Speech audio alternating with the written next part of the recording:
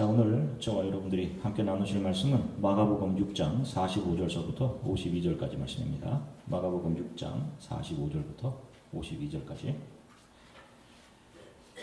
자, 우리말 성경으로 하나님 말씀을 한 목소리로 함께 읽으시겠습니다. 함께 읽으시겠습니다. 예수께서 그 제자들을 배에 태워 호수 건너편 벳세다로 먼저 가게 하시고 사람들을 돌려보내셨습니다. 그들을 보내신 뒤 예수께서는 기도하려고 산으로 올라가셨습니다. 밤이 되자 배는 호수 한가운데 있었고 예수께서는 혼자 무태에 계셨습니다. 예수께서는 제자들이 강한 바람 때문에 노전으나 안간 힘을 쓰는 것을 보셨습니다. 이른 새벽에 예수께서 물 위를 걸어 그들에게 나아가시다 그들 곁을 지나가려고 하셨습니다. 예수께서 물 위를 걸어오시는 것을 본 제자들은 유령인 줄 알고 소리를 질렀습니다. 그들 모두 예수를 보고 겁에 질렸습니다. 그러자 곧 예수께서 그들에게 말씀하셨습니다. 안심하라, 나다, 두려워하지 말라. 그리고 예수께서 제자들이 탄 배에 오르시자 바람이 잔잔해졌습니다. 제자들은 몹시 놀랐습니다. 그것은 제자들이 예수께서 빵을 먹이신 기적을 보고도 아직 제대로 깨닫지 못하고 마음이 둔해져 있었기 때문입니다. 아멘. 잠시 기도하겠습니다. 사랑의 주님, 참 감사합니다. 우리가 찬양 드렸던 것처럼 하나님의 우리 각 사람을 향한 사랑은 죽음도 생명도 이 세상의 그 어떤 것도 천사도 그 사랑에서 우리를 떼어놓을 수 없음을 우리의 입술로 또 찬양으로 고백해 하심을 감사드립니다. 하나님, 세상에서 어떤 모습으로 살았든 오늘 말씀이 선포되는 예수 그리스도의 발 앞에 저희가 엎드립니다.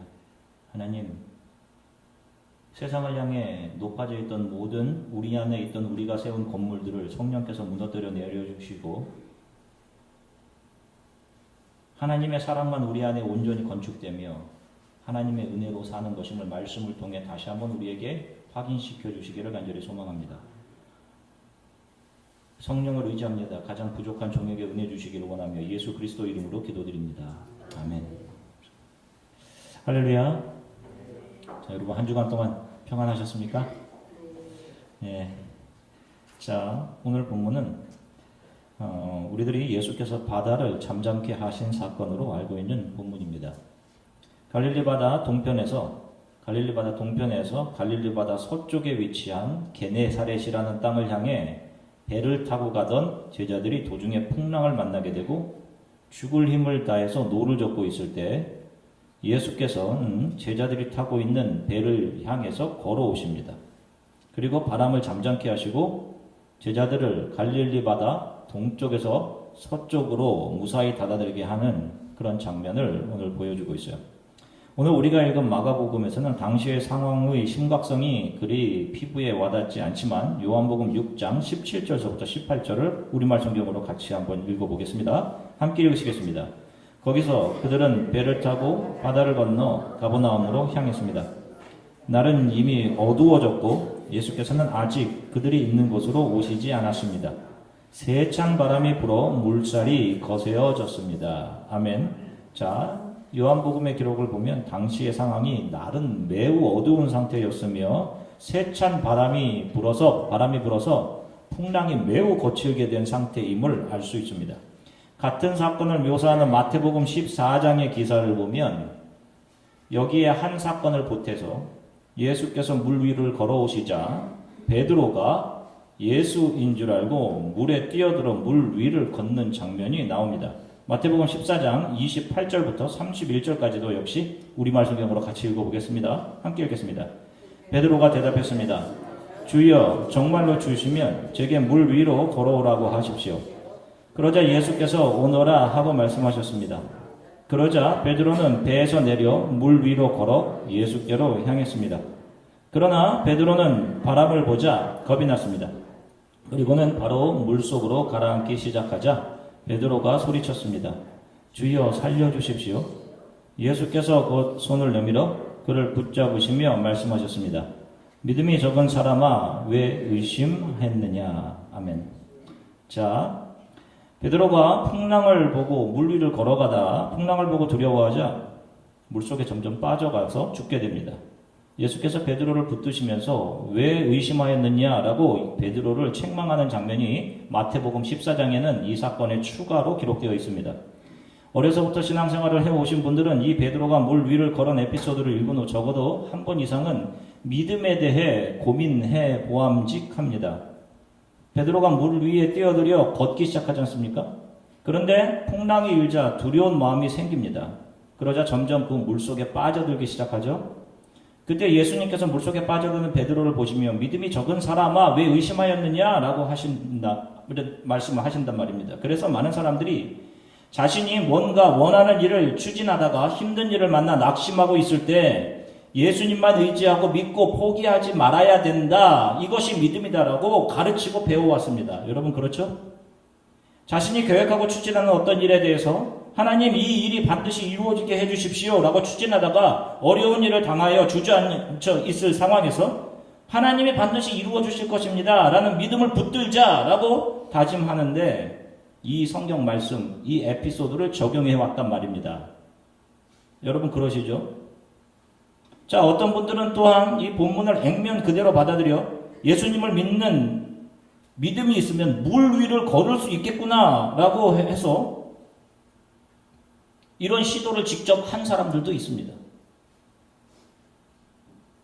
저도 중학교 시절 한창 신앙에 대해서 많이 알아갈 즈음에 믿음이 있으면 물 위를 거둘 수 있다는 이 에피소드, 이 사건 정말 내가 믿음이 있으면 물 위를 거둘 수 있는 건 아닌가라고 생각하고 고민하고 실제로 이것을 한번 시도해 보려고 했던 적이 있습니다. 겨울이었는데요. 저희 집 앞에 한참 나가서 약 10m 깊이의 호수가, 작은 호수가 있었습니다. 그게 얼어있는 상태였어요. 내가 믿음이 있으면 여기를 걸을 수 있겠지라고 생각했는데 다행히 친구가 돌을 던져서 얼음이 깨지는 바람에 저의 믿음도 깨진 얼음 조각처럼 산산이 부서져 그만두었습니다. 시도했으면 지금 이 자리에 있지 못했을 수도 있지 않을까 하는 그런 생각을 합니다.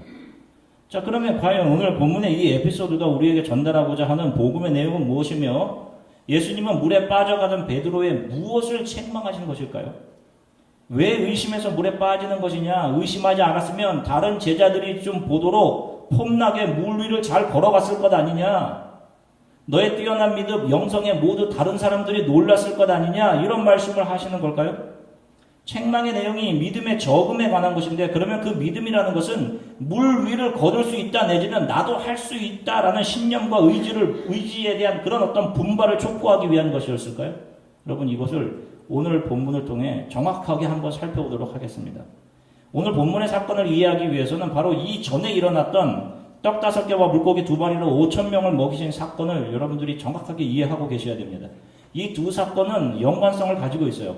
예수님께서 물고기 2마리와 떡 5개로 5,000명을 먹이신 기적을 일으키신 곳은 오늘 마가복음 6장 35절에 의하면 광야로 되어 있습니다. 마가복음 6장 35절 우리말 성경으로 함께 읽으시겠습니다.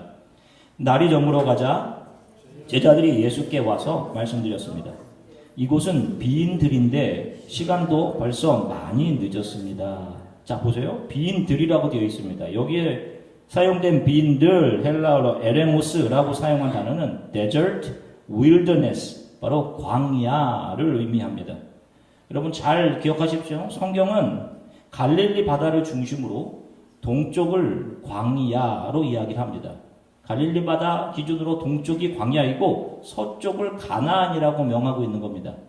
그래서 바로 이 사람들이 갈릴리 바다의 줄기인 요단강을 동쪽으로부터 서쪽으로 넘어오는 것을 광야에서 가나안 땅으로 들어가는 여정으로 보는 거예요, 여러분. 자, 이것을 기억하십시오. 자, 그러면 떡 5개와 물고기 2마리로 5,000명을 먹이신 사건은 바로 광야에서 일어났던 사건입니다. 광야에서. 자, 그런데 여러분, 성경을 보면 하나님께서 이스라엘 백성들을 이 광야에서 먹이신 적이 있죠? 그죠? 만나로 먹이신 적이 있습니다. 약속의 땅 가나안을 향해 출애굽해서 광야에서 머무는 40년 동안 그들은 자신의 힘으로 먹고 산 것이 아니었어요. 하나님께서 그들에게 만나 양식을 제공해 주신 겁니다. 고린도전서 10장 3절에서부터 4절 여기에 대해서 정확하게 말씀하시는데 고린도전서 10장 3절부터 4절 같이 읽겠습니다. 그들은 모두 같은 신령한 음식을 먹었고 두 같은 신령한 물을 마셨습니다. 그는 자기들과 동행한 신령한 반석에서 나는 것을 마셨는데 그 반석은 그리스도이셨습니다. 아멘. 자, 그런데 이 말씀을 보시면 성경은 누가 그들에게 신령한 음식과 신령한 음료를 제공해 주셨다라고 이야기를 합니까? 누가? 그리스도. 그 출애굽할 때 광야에서 그들을 먹이신 것은 누구라고 얘기를 해요? 예수 그리스도라고 이야기를 합니다. 자, 그런데 지금 예수께서 이 땅에 오셔서 이 광야에서 예수님의 말씀을 듣기 위해 광야로 나왔다가 굶주리게 된 사람들에게 떡 5개와 보리떡 2마리로 그들을 풍족하게 먹이시는 일을 재현해내시는 겁니다. 이것은 이스라엘이 가나안을 향해서 믿음의 행보를 해갈 때 하나님께서 그들에게 먹여주셨던 만나의 사건과 일치하는 거예요. 그런데 이 두 사건에 다른 점이 한 가지가 있습니다. 그 다른 점이 무엇인지 예수께서 직접 말씀해 주십니다. 요한복음 6장 48절부터 51절까지 역시 우리말 성경으로 같이 읽으시겠습니다. 나는 생명의 빵이다. 너희 조상들은 광야에서 만나를 먹었지만 결국 죽었다. 그러나 여기 하늘에서 내려온 빵이 있는데 누구든지 이 빵을 먹으면 죽지 않는다. 나는 하늘에서 내려온 살아있는 빵이다. 누구든지 이 빵을 먹는 사람은 영원히 살 것이다. 내가 줄 빵은 곧 세상의 생명을 위해 주는 내 살이다. 아멘. 잘 보세요. 예수께서 광야에서 일으키신 오병이어의 기적의 이유는 적은 것으로 수많은 사람들이 배불렀던 어떤 초월의 능력이나 신비함을 보여주려는 데 있지 않았습니다. 그러니까 여러분들도 작은 것 갖고 기도하면 이 세상에서 풍성해집니다. 이런 것을 알려주시기 위해 이 기적을 베푸신 게 아니에요. 오히려 그 반대로 너희가 흥분하고 있는 그 기적이나 신비함이라는 것은 결국 다 너희들이 육적인 배고픔을 채우기 위한 너희들의 욕망일 뿐이다 라고 하는 거예요. 이 사실을 가르쳐 주시는 겁니다. 그런 신비함, 병이 순식간에 낫고 문제가 해결되고 다른 사람들은 할 수 없는 어떤 신비한 능력들을 행하는 것, 심지어 기적적으로 나의 삶의 문제들이 해결되는 그런 것들은 이 땅을 살아가는 동안 잠시 우리들을 배부르게 하는 것에 불과한 그런 빵일 뿐 우리를 영생으로 이끌어 가는 것들이 아니다라는 말씀을 하시는 거예요. 그리고 진실로 영원한 구원으로 우리를 이끄는 것은 기적의 산물인 만나도 아니고 떡 5개와 물고기 2마리로 5,000명을 먹이고도 남은 그 음식들도 아니며 바로 지금 여기 서 있는 예수 그리스도 자신이다. 이 사실을 웅변하고 계신 겁니다. 그 만나를 먹은 사람들은 불평하다가 결국 광야에서 다 죽었어요. 가나안 땅에 들어가지 못했습니다. 갈릴리 동쪽에서 서쪽 가나안으로 온전히 들어가지 못했어요.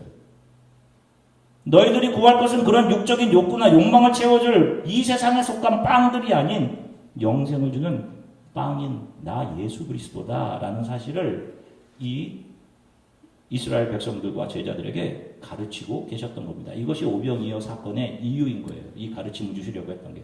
바로 이런 가르침 뒤에 오는 것이 바로 풍랑이 있는 바다에서 힘겹게 스스로의 힘으로 노를 저으며 수고하고 지쳐가던 제자들에게 예수께서 친히 바다를 밟으시며 풍랑에 바다를 밟으시며 제자들에게 찾아오신 사건이 연이어 나오는 거예요.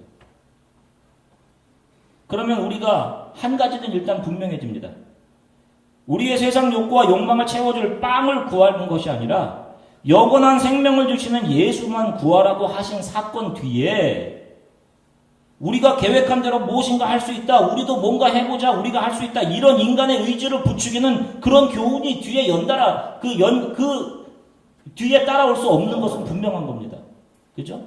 전혀 반대의 이야기이잖아요. 그런 해석은.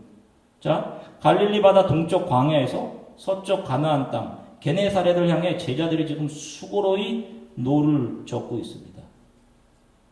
마치 이스라엘 백성이 40년간 광야를 헤매며 수고하고 애쓰며 약속의 땅 가나안으로 행했던 그 행보를 보는 듯한 거예요. 지금 갑자기 불어온 바람과 풍랑에 그들은 사력을 다해 자신들의 힘으로 노를 막 젓고 있습니다. 살으려고. 게다가 그 와중에 베드로는 그 바다를 걸으려고까지 해요. 자기가. 그때 예수께서 나타나셔서 물에 빠져가는 베드로를 붙잡아 주십니다. 그리고 풍랑을 잠잠케 하시죠. 그리고 제자들이 탄 이 배를 동쪽에서 서쪽으로 가나안 땅으로까지 안전하게 예수께서 다다르게 하시는 겁니다. 이 사건 역시 인간들 자신의 힘과 수고로는 절대로 약속의 땅 하나님 나라에 들어갈 수 없음을 보여주신 거예요. 우리는 이 땅에서 아무리 수고롭게 노를 젓고 아무리 애를 써도 아무리 내 힘으로 이 수고로운 인생의 바다를 건너보려고 애를 써도 저와 여러분들은 이 안에 빠질 수밖에 없는 존재라는 것을 보여주신 거예요. 바다를 걸어오시는 예수님을 보고 나도 바다 위를 걷게 해주세요 라고 물 위를 걸어가다 풍랑을 보고 무서워 점점 빠져갔던 베드로를 예수님께서는 왜 의심하였느냐라고 말씀하신단 말입니다. 무엇을 책망하신 거예요, 예수님께서? 베드로는 떡과 물고기로 배부른 후 예수님을 자신의 왕으로 삼아서 이분으로 인해서 내가 세상의 힘을 공급받아서 이 세상에서 부족함 없이 살아보고자 했던 썩을 양식을 추구했던, 그래서 예수님을 따랐던 이스라엘 사람들의 대표로 지금 이 베드로가 풍랑 속에서 예수님 앞에 서 있는 겁니다. 이해하시겠어요? 그리고 그런 물 위를 자기 자신의 힘으로 걸어보자고 했던 이 베드로의 믿음이라는 것은 결국 이 세상의 썩을 양식을 추구하고자 했던 믿음이 아니라 믿음으로 포장된 욕망이었음이 예수 앞에 드러나는 거예요. 그래서 그 가짜 믿음을 가졌던 베드로는 물에 빠져서 죽을 수밖에 없게 되는 겁니다. 저와 여러분들도 똑같은 거예요. 그런데 어떻게 되는 거예요? 예수께서 손을 내밀으셔서 은혜로 그 가짜 믿음 가진 자들을 붙잡고 그 물속에서 건져내셔서 무사히 갈릴리 서쪽 약속의 땅 가나안까지 도달하게 하게 되는 것, 하나님의 은혜와 성도를 끝까지 붙들고 지키시는, 끝까지 붙드심, perseverance, 아니 preservation of the saints, 성도를 끝까지 붙드심의 교리가 이 안에 복음으로 고스란히 들어있는 것입니다. 매일 우리 크리스천들의 삶에 펼쳐진 상황들, 저와 여러분들의 삶에 펼쳐진 상황들은 그것을 잘 극복해내요. 거기서 내 안녕과 행복을 추구해서 이 땅에서 우리가 잘 정착하기 위해 그렇게 우리들에게 주어진 상황들이 아니에요, 여러분. 실패하지 않기 위해 애쓰고 힘쓰고 악착같이 붙들었던 바램과 추구들, 욕망들, 그거 없으면 못 살 것 같았던 그 세상의 힘들, 세상의 빵들, 그런 것들이 우리를 행복하고 우리를 살리는 것이 아니라 우리가 사는 것은 예수 그리스도라는 사실을 배우도록 하기 위해서, 인간의 모든 수고가 헛됨을 배우도록 하시기 위해서, 그 하나님 앞에 내가 무엇이 되든 상관없이 하나님께 온전히 순종하면 매 순간을 우리가 하나님을 더 잘 알아가도록 하나님께서 우리 앞에 펼쳐놓으신 무대인 것입니다.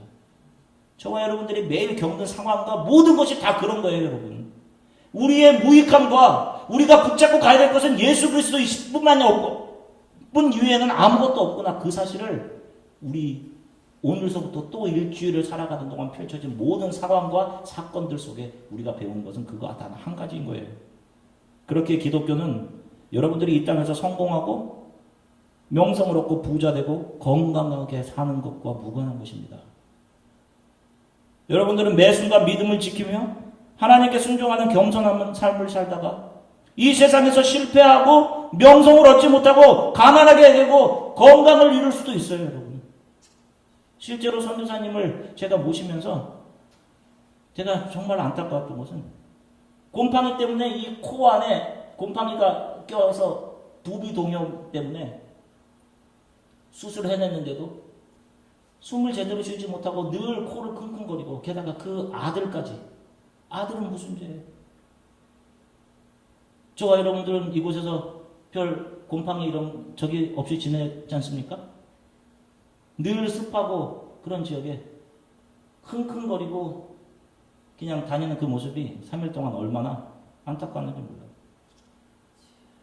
여러분, 하나님의 나라를 위해서 하나님께서 그렇게 하시면 네, 그렇습니다, 하나님. 제가 이렇게 되는 것도 하나님의 은혜입니다라고 하는 것이 우리 크리스찬이라니까요. 그렇게 우리는 이 안에서 잠시 머물게 되는 이 세상에서 잠시 우리가 누리는 부와 명예, 우리가 쌓았던 모든 것, 다른 누군가에 의해서 다 덮여지고 잊혀진단 말이에요. 우리가 그렇게 지키려고 했던 그런 자존심이라는 것이 얼마나 무익하고 무가치한 것인지를 우리가 알게 되는 겁니다. 배우게 되는 거예요. 그래서 끝이 없을 것 같은 수고 속에서도 예수의 손에 나의 손을 포개 얹어 하나님의 은혜와 사랑의 강도 안에 쌓여가는 삶이 가장 기쁘고 행복한 삶이라는 것을 우리가 매 순간 고백하고 세상적인 방법들에 대해 들어갔던 우리의 세상을 향한 힘들이 하나씩 빠지며 날마다 예수의 발 앞에 엎드려 기도하며 살아가게 되는 것이 성도의 삶인 겁니다. 이런 성도들이 살아내는 삶에서 인내와 섬김과 헌신과 희생, 나를 내어줌이 아름들이 드러나오게 되는 거예요. 이것이 예수의 향기이고 이런 삶이 바로 하나님이 기뻐 받으시는 산제사인 겁니다. 아멘. 훗날 인생의 어느 시점에서 나의 인생을 돌아볼 때 그 어려웠던 시기를 지난 흔적이 내 의지나 노력이 아닌 전적인 하나님의 은혜였음이 고백되어지면 여러분 잘 오신 것이 맞습니다.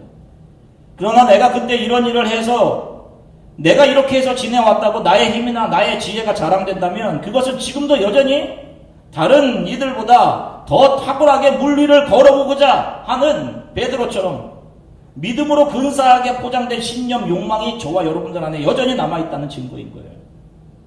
기억하십시오. 우리들 곁에는 지지난주 살펴보았던 것처럼 가인의 계보를 따라 세상의 힘을 이용해 자신의 명예, 부유함, 행복과 명성을 추구해가는 사람들이 늘 우리와 평행선상에서 보란듯이 자신의 삶을 과시하며 살고 있단 말입니다. 여러분들의 직장에서, 여러분들의 연구실에서, 여러분들의 사업체 바로 옆에서 보란듯이 그들은 자신의 힘과 자신이 추구하는 것을 과시하며 여러분들 옆에 그대로 평행선으로 같이 살고 있단 말이에요.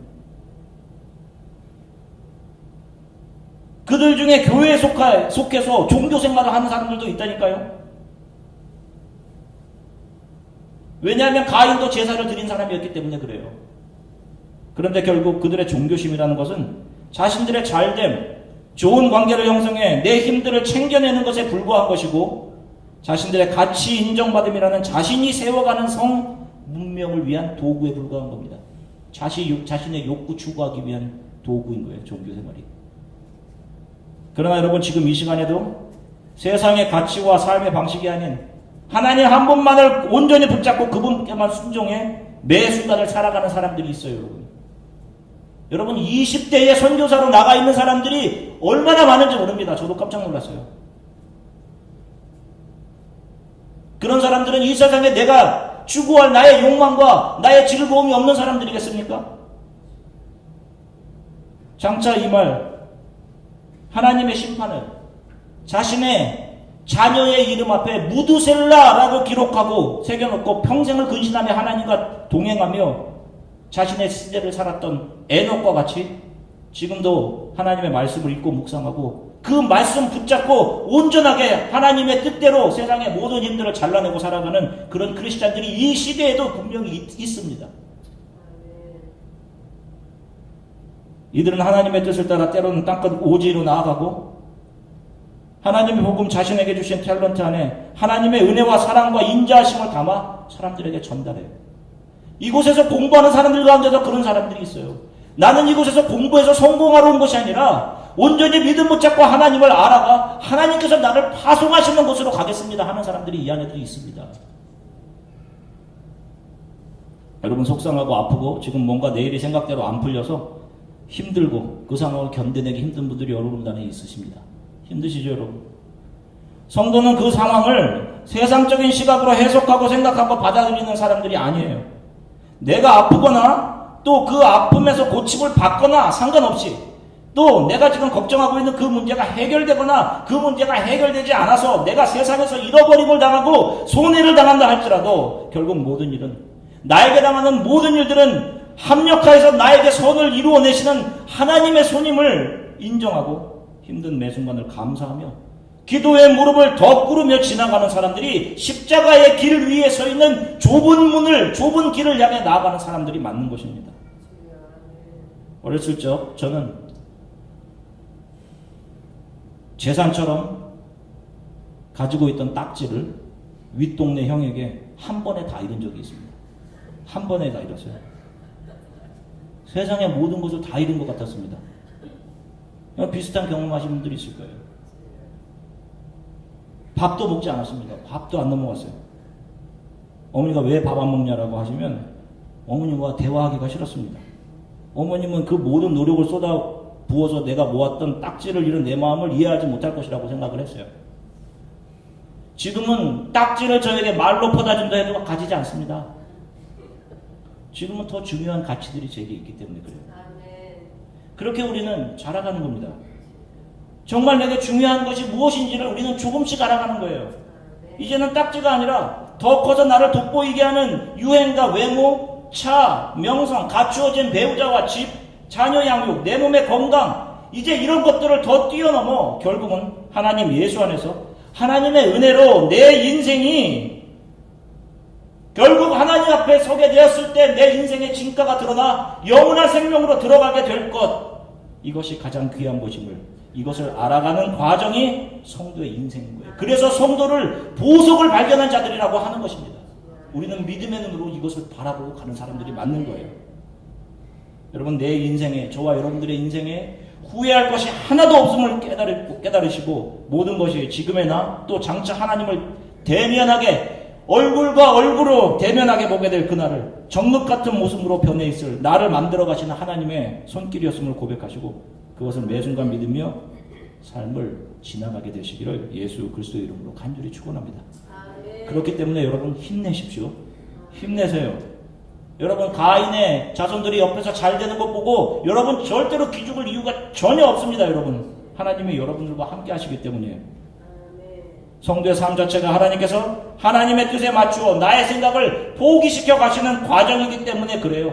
분명 훗날 여러분 내가 이런 아무것도 아닌 것 때문에 이런 거 손에 쥐려고 내가 애쓰고 불안해했었구나 라고 하실 때가 분명히 올 겁니다. 내가 의도하던 것들이 이루어지는 것은 믿음의 본질이 아니에요. 여러분 그런 것은 믿음이 아니라 욕망일 뿐입니다. 오늘 베드로가 물에 빠져갔던 그의 믿음을 책망하시는 것은 그런 내용을 이야기하는 게 아니에요. 여러분. 그런 열심들, 욕망 체험들은 이 땅에서 잠시 유익할 뿐이지 그런 것들로 영생을 얻을 수 없는 거예요. 저와 여러분들은 풍랑이 일어나는 이 세상 속에 물에 빠져 죽을 수밖에 없는 존재인 겁니다. 여러분 그 물을 여러분들의 힘으로 걸으려고 하시면 안 돼요. 누구를 붙잡으셔야 되는 것입니까? 예수 그리스도. 그래서 우리들의 믿음이 있어야 될 곳은 바로 이 세상에서 이 풍랑을 잘 걸어가는 곳에 우리의 믿음이 있어야 되는 것이 아니라 예수의 품에 예수의 손에 있어야 되는 거예요. 우리의 믿음은. 아시겠죠? 아멘. 저는 우리 교회가 이런 교회로 서가기를 간절히 소망합니다. 아멘. 자신의 유익과 만족을 위해 살던 사람들이 가인적인 라멕적인 추구들이 주의 은혜로 벗겨지고 우리 인생의 많은 시간들이 여러분 저와 여러분들의 많은 시간들이 선교지에 나아가 사랑을 전하고 또 일상에서 내게 만나게 하시는 사람들에게 예수의 손발이 되어 아버지 하나님의 사랑과 긍휼하심을 입으로 삶으로 증거해 보여주는 그런 사람들이 되기를 주 예수 그리스도의 이름으로 간절히 축원합니다. 잠시 기도하겠습니다. 나에게 주어진 상황들을 믿음의 눈으로 보게 해 주십시오. 또 많이 힘든 분들이 분명히 있습니다. 여러분. 근데 여러분 성도가 겪는 것 중에 후회의 조각으로 남는 것은 하나도 없어요. 이 모든 것은 하나님께서 우리를 가장 우리도 조차 알지 못하고 이해하지 못하는 선으로 이끌어 가시는 과정입니다. 힘드신 분들은 하나님 제가 이 힘든 상황을 예수의 손 붙잡고 걸어가게 해주십시오. 내 힘으로 걸어가지 않고 예수 그리스도의 손 붙잡고 가게 해주십시오라고 기도했으면 좋겠어요. 내가 무엇이 되는 것에 집중하는 삶이 아니라 매 순간 하나님의 손에 나를 포개서 주와 함께 죽고 주 안에서 살아나는 삶을 살게 해주십시오. 세상을 향한 욕망들이 날마다 죽고 하나님의 나라에 대한 소망으로 살게 해주십시오. 나를 채워가는 삶이 아닌 나를 채우신 예수로 기뻐하고 감사하며 영원을 소망하며 살게 하시고 지금도 이 세상 곳곳 선교지에서 수고하시는 선교님들, 선교사님들 그분들과 함께 동역할 수 있는 마음들을 저와 또 우리 교회에 주십시오. 우리 이렇게 함께 잠시 기도하겠습니다. 함께 기도하겠습니다. 하나님 주님 참 감사합니다. 아버지 성도들과 함께 하나님 말씀을 나누게 하셔서 감사드립니다. 주님 참 우리 많은 교회와 성도들이 자신이 이 세상에서 계획하는 바를 정해놓고 하나님 그 욕망을 믿음이라는 포장지를 씌워서 우리도 할 수 있다, 얼마든지 믿으면 할 수 있다라는 생각으로 우리의 의지와 하나님 우리의 열심을 촉구해왔습니다. 그러나 오늘 본문에서 하나님께서 말씀하시는 것은 이 세상 물결이 있는 이 풍랑에서 우리는 우리의 힘으로 이 세상을 건너갈 수 없으며 이 세상을 우리의 힘으로 건너 약속의 땅에 이룰 수 없으며 우리가 이 풍랑을 건너 약속의 땅 하나님 나라에 온전히 이르는 신앙의 여정을 온전히 끝낼 수 있는 것은 우리의 힘이 아닌 예수 그리스도의 손에 우리의 손을 온전히 맡길 때임을 하나님이 이 사건을 통해 우리들에게 보여주시는 것입니다. 오 주님, 우리 가운데 힘들고 어려운 시기를 지나가는 성도들이 있습니다. 하나님은 모든 것을 합력하여 손을 이루시는 하나님이시기에 하나님 이 시기에 자신의 힘으로 어려운 상황을 건너가지 않게 하시며 예수 그리스도 붙잡고 온전히 걸어오게 해주십니다. 언젠가 삶을 되돌아볼 때 모든 것이 하나님의 은혜였다라고 온전히 고백하게 하실 뿐만 아니라 우리가 장차 서게 될 얼굴과 얼굴을 마주대고 볼 하나님의 나라, 영원한 생명, 영원한 구원, 하나님 그것을 오늘 소망하며 기뻐하며 감사하며 살아가게 도와주십시오. 나를 채워가는 삶이 아닌 나를 비워내어 누군가를